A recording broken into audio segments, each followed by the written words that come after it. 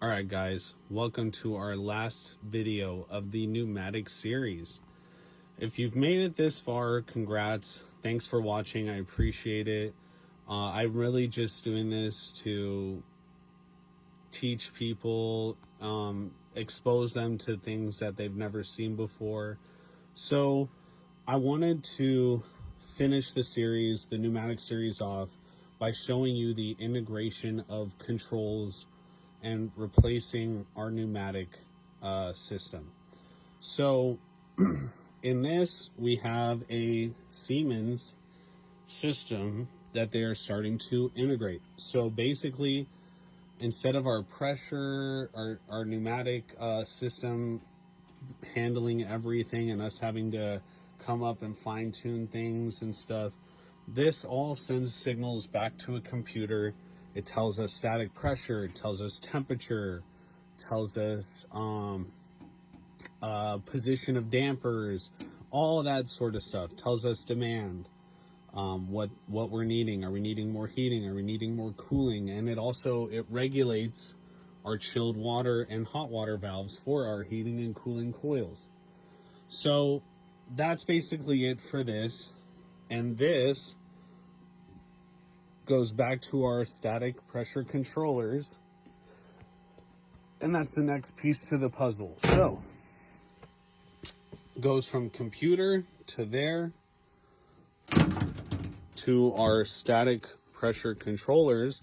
And instead of those circular static pressure controllers that we saw in a previous video, we now have these guys, and these are working it, automatically. I believe it's a DC signal. It says 24 volts DC, so I guess it is just 24 volts, but it says it's a DC current, or yeah, DC voltage, I mean. So those send out a signal to our new actuators.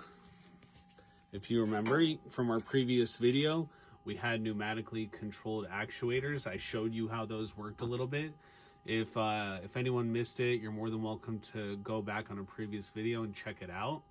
But these ones are our new ones, and these are controlled by the DC voltage. So those static controllers that I just showed you are now sending a signal to here. So basically, you would have a set point at a computer, or you can manually put something in, and it'll send the signal up to the blue box, through to the static controllers, and then it's going to send it up and over to our actuator that has multiple adjustment settings that it can go to. So it's not just open or closed all the way. It has multiple settings to be able to adjust it. As you can see here, it's fully open because it is parallel with the duct run. And if that on the shaft was perpendicular, then it would be closed.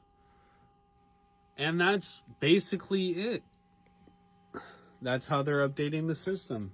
If you guys have any questions, please feel free to comment.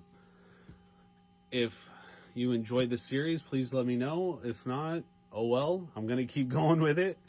I'm probably gonna be doing a series on how the heating works next. As I said, this is a hot and cold deck system, so we have a hot water section of the system that puts hot water into these hot water coils, and that's how you get your hot air. So stay tuned, guys. There will be plenty more lessons to come. Have a good one.